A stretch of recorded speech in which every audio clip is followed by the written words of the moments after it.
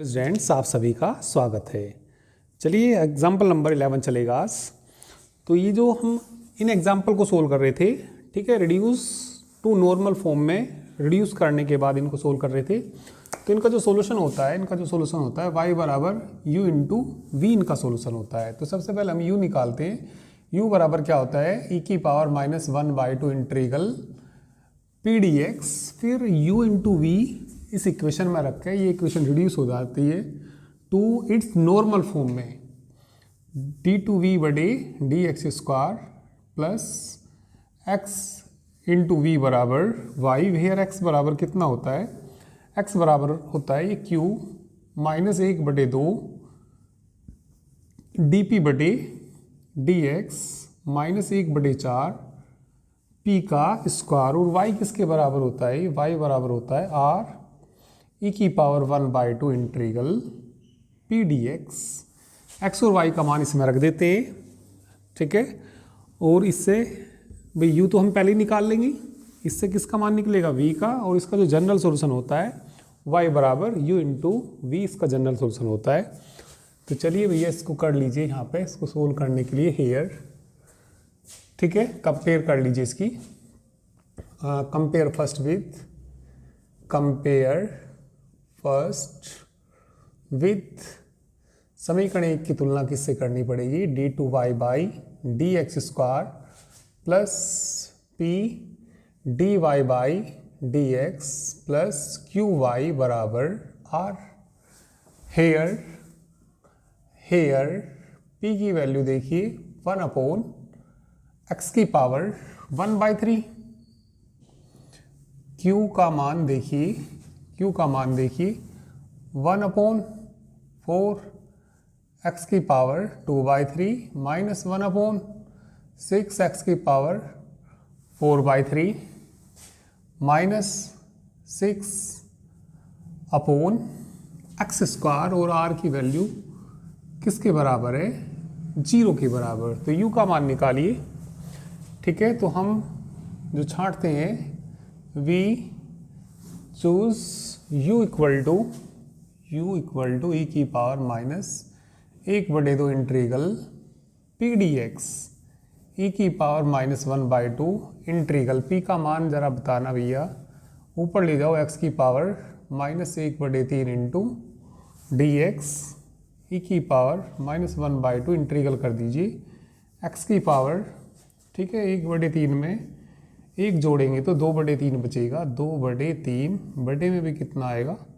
2/3, ठीक है। तो e की पावर -3/4, x की पावर कितना आ जाएगा, 2/3। इसके बाद पुट करते हैं, पुटिंग y बराबर u into v in given equation, ठीक है। The given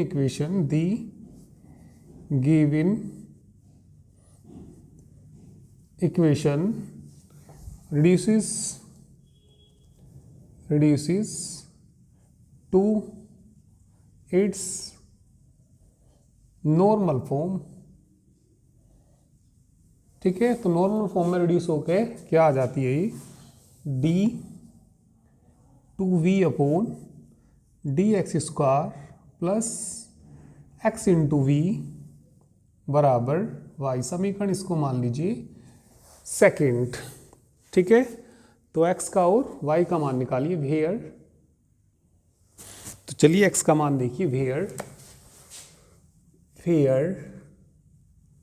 x equal to q -1/2 dp/dx -1/4 p का स्क्वायर। तो x की वैल्यू जो आ जाएगी, यहाँ से q का मान रखिए, q का मान 1/4 x की पावर 2/3 माइनस 1/6 x की power 4/3 minus 6/x² minus 1/2 dp/dx। इसका डिफ्रेंशिएशन कर दीजिए, पहले तो इसे ऊपर ही ले जाइए, x की पावर 1/3 तो ये हो जाएगा 1/3 x की पावर -4/3 नीचे ले आएंगे। ठीक है, तो कितना हो जाएगा ये 1/3 x की पावर माइनस के कितना 4/3 1/4 p का स्क्वायर 1 इसका स्क्वायर करेंगे तो इसकी पावर कितनी आ जाएगी 2/3 के बराबर आ जाएगी। ठीक है, तो चलिए भैया इसको सोल्व कर दीजिए। इसको सोल्व करके देखिए कितना आएगा। तो देखिए क्या क्या कट जाएगा इसमें भैया, ये तो सीधा कट ही जाएगा ना। तो x की वैल्यू आ जाएगी 1/6 x की power 4/3 minus 6/x square minus 1/6 नीचे ही ले आओ इसको, x की पावर 4/3 ये भी कट जाएगा। तो x बराबर 6/x स्क्वायर एंड किसका मान निकालिए y का मान निकालिए। y का मान निकालने के लिए r तो 0 ही है, तो फॉर्मूला क्या होता था इसका r e⁻² integral p dx। जब r 0 है तो y किसके बराबर जाएगा 0 के। x और y का मान कहाँ रख दीजिए सेकंड में रख दीजिए। पुटिंग द वैल्यूज ऑफ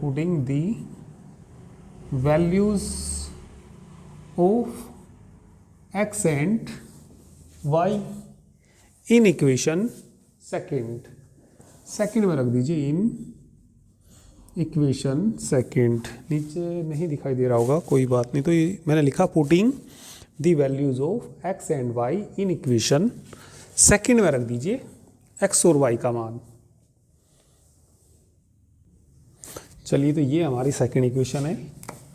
तो ये आ जाएगा d2v/dx स्क्वायर प्लस x का मान बताइए 6/x स्क्वायर इंटू v और y का मान तो कितना 0 के बराबर है। तो इसको सोल्व करिए। इसको सोल्व करने के लिए x स्क्वायर एलसीएम ले लीजिए और ये 0 में चला जाएगा तो कितना बचेगा x square d2v/dx square plus का कितना बच जाएगा 6v बराबर 0। अब ये बन गई होमोजीनियस इक्वेशन। देखिए होमोजीनियस इक्वेशन यदि x dy/dx या dv/dx ही बनेगा इसमें तो, और x स्क्वायर d2v/dx स्क्वायर मतलब इस तरह के बन जाते हैं तो होमोजीनियस होती है। तो होमोजीनियस होती है तो इसकी जगह तो क्या रखते हैं, इसमें हम d रखते हैं और इसकी जगह क्या रखते हैं d-1 रख के इसको सोल्व करते हैं। ठीक है, जहाँ ये d क्या होता है, जहाँ ये d होता है d/dz होता है। तो ये कैसी इक्वेशन बनी, होमोजीनियस इक्वेशन बनी। तो लिख देंगे विच इज होमोजीनियस। ठीक है, तो कैसी इक्वेशन है ये, होमोजीनियस है। तो क्या पुट करना पड़ेगा इसमें, होमोजीनियस में पुट करते हैं, क्या पुट करते हैं। ठीक है, पुटिंग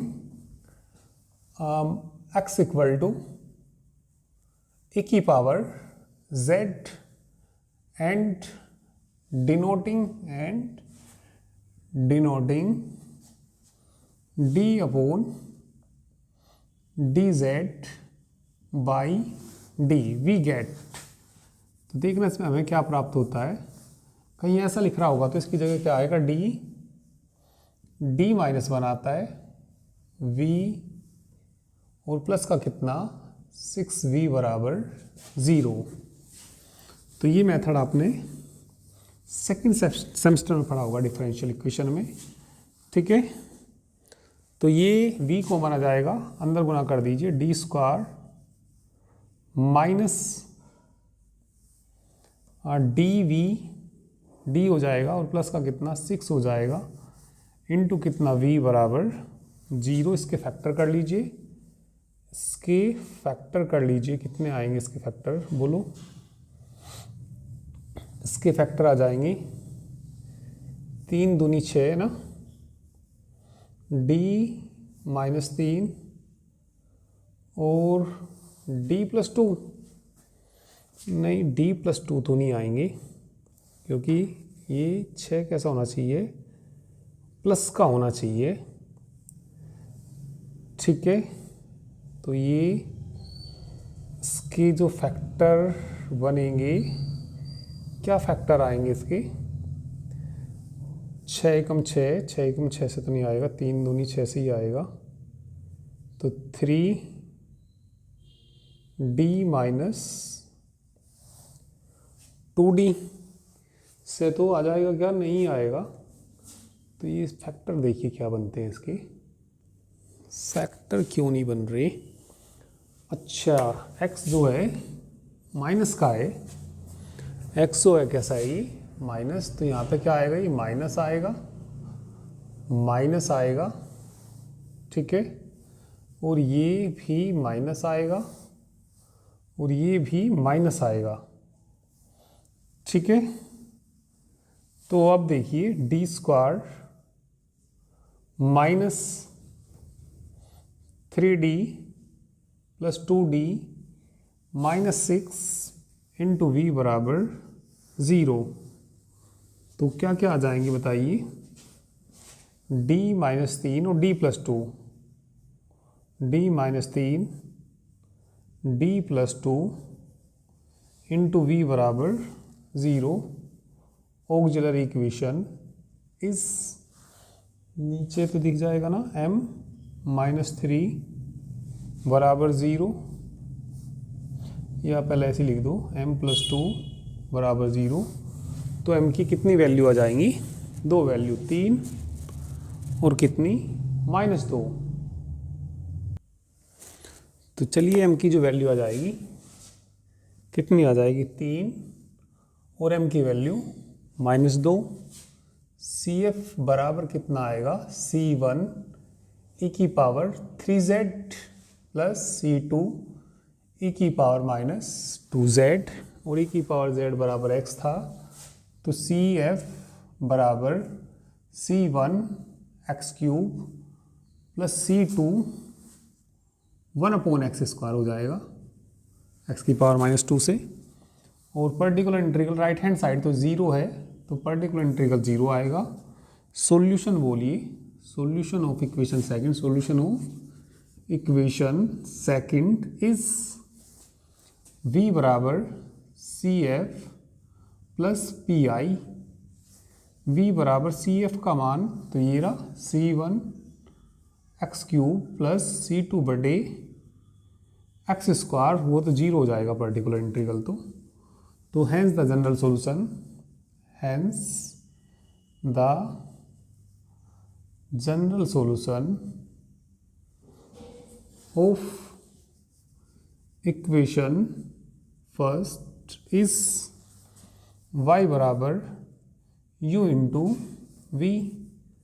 y बराबर u का मान जो था देख के लिख सकते हैं, ठीक है। यह देखना कितना था, इसमें मैंने तो मिटा दिया भी है, ये e की पावर माइनस 3/4, e की पावर माइनस 3/4 और x की पावर 2/3 था शायद, x की पावर 2/3, और v तो ये भैया है ये C1 x cube plus C2 बटे x², तो ये इसका जनरल सॉल्यूशन आ गया, ठीक है। तो कर लीजिए,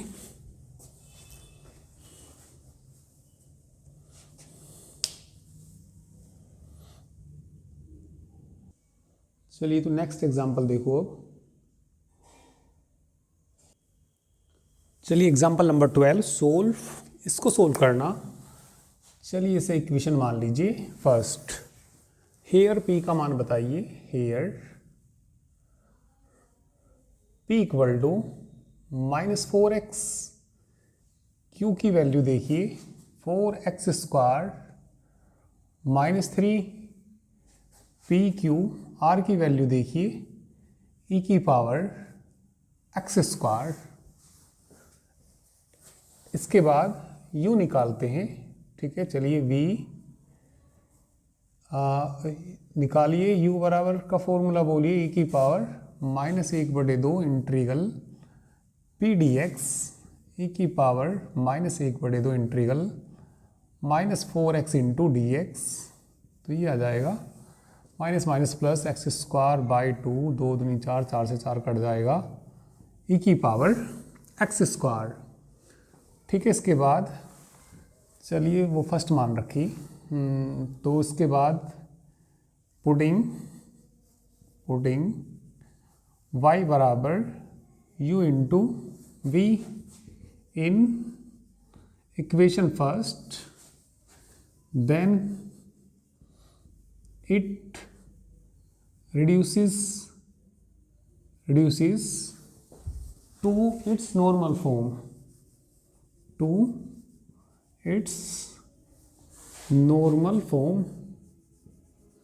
normal फॉर्म में रिड्यूस हो जाएगी। तो इसकी नॉर्मल फॉर्म बताइए क्या आ जाएगी, डी टू वी बटे D x square plus x into v equal to y. ठीक है, तो इसको इक्वेशन मान लीजिए सेकंड, वेयर एक्स बराबर क्यू माइनस 1/2 डी पी बटे D x minus 1/4 p square. X का मान निकालिए, क्यू का मान जरा रखना 4x square minus 3, 4x square minus 3 minus 1/2 d p बटे डी एक्स माइनस के 4 आएगा, 1/4 पी का स्क्वायर करिए, 4 चौक 16x स्क्वायर। चलिए निकालिए भी एक्स का मान, x बराबर 4x स्क्वायर माइनस 3 प्लस के 2 माइनस के 4x स्क्वायर हो जाएगा। तो x की वैल्यू कितनी आएगी, -1 आएगी। एंड किसका मान निकालिए, y का मान। y का मान क्या होता है, r e की power 1/2 integral p d x. तो y की वैल्यू कितनी आएगी, r का मान e की पावर एक्स स्क्वायर e की पावर 1/2 इंटीग्रल p का मान -4x इंटू डी एक्स। तो y बराबर कितना आ जाएगा, e की पावर एक्स स्क्वायर e की पावर 1/2 इंटीग्रल करना जरा इसका कितना आ जाएगा, माइनस के एक्स स्क्वायर आ जाएगा, माइनस की एक्स स्क्वायर। तो y बराबर कितना आ जाएगा, 1 के बराबर आ जाएगा। y की वैल्यू कितनी आ जाएगी, 1 आ जाएगी। तो इन दोनों का मान रख दीजिए इक्वेशन नंबर सेकंड में। Putting the value of x and y, putting the values of x and y in equation second, D two we बटे D x square plus X का मान देखना -1 यानी कि v हो जाएगा और बराबर 1 आ जाएगा। ठीक है, सबसे पहले इसकी ऑक्सिलरी इक्वेशन निकाल लीजिए। ठीक है, ऑक्सिलरी इक्वेशन निकालिए। चलिए, इतना तो आगे तो जगह नहीं है, इतना नोट कर लीजिए।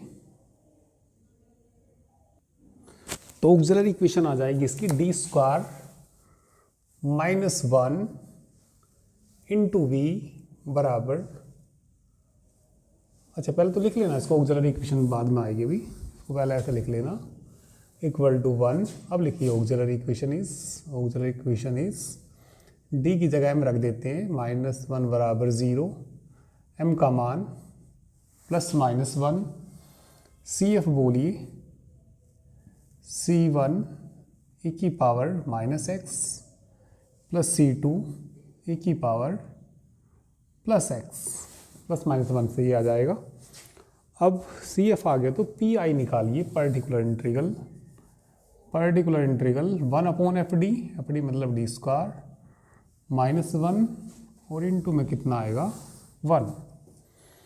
तो इसको e की पावर 0x भी लिख सकते हैं, 1/d स्क्वायर -1 क्या लिख लीजिए, e की पावर चलिए 0x लिख लीजिए। और यदि e की पावर ax की फॉर्म होती है, d की जगह सीधा a रखते हैं और a का मान 0, तो 0 रखेंगे यहाँ पे तो ये तो भैया -1 आ जाएगा। सॉल्यूशन निकालिए, solution of equation second, solution of equation second. ठीक है, तो बताइए कितना आ जाएगा। ये आ जाएगा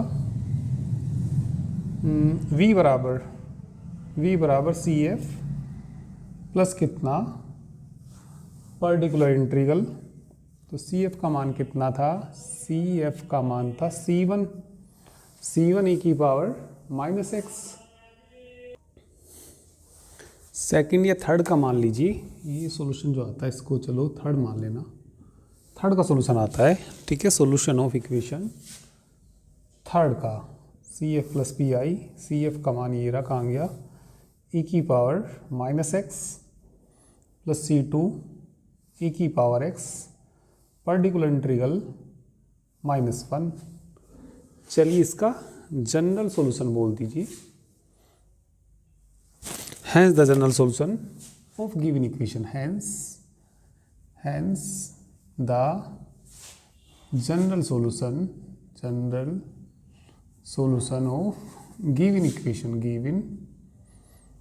equation is y बराबर u इंटू वी, y बराबर e की पावर x स्क्वायर, v का मान C1 e की power -x plus C2 e की पावर x -1। तो ये इसका जनरल सॉल्यूशन आ गया। ठीक है, कर लीजिए। नेक्स्ट एग्जांपल देखिए। अब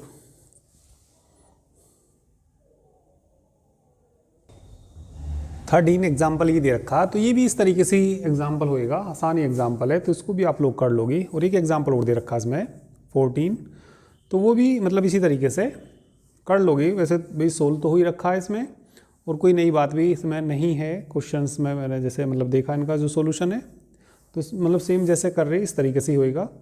तो ये दोनों एग्जाम्पल हो जाएंगे। और एक्सरसाइज सेकंड की अधिक से अधिक क्वेश्चंस करके देखिए आप लोग। ठीक है, तो इसके जब क्वेश्चन करोगे आप लोग, तो इनके सॉल्यूशन भी मतलब इसी तरीके से होंगे जैसे मैंने ये एग्जाम्पल कराए।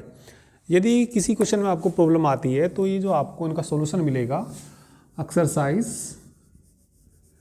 सेकंड, उसका जो लिंक है आपको इस वीडियो के डिस्क्रिप्शन में दे दिया गया है।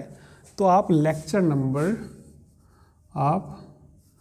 ठीक है, लेक्चर नंबर 10 से लेके 10 से 13 तक कर लेना। मतलब 13 तक ये एक्सरसाइज सेकंड दे रखी इन्होंने।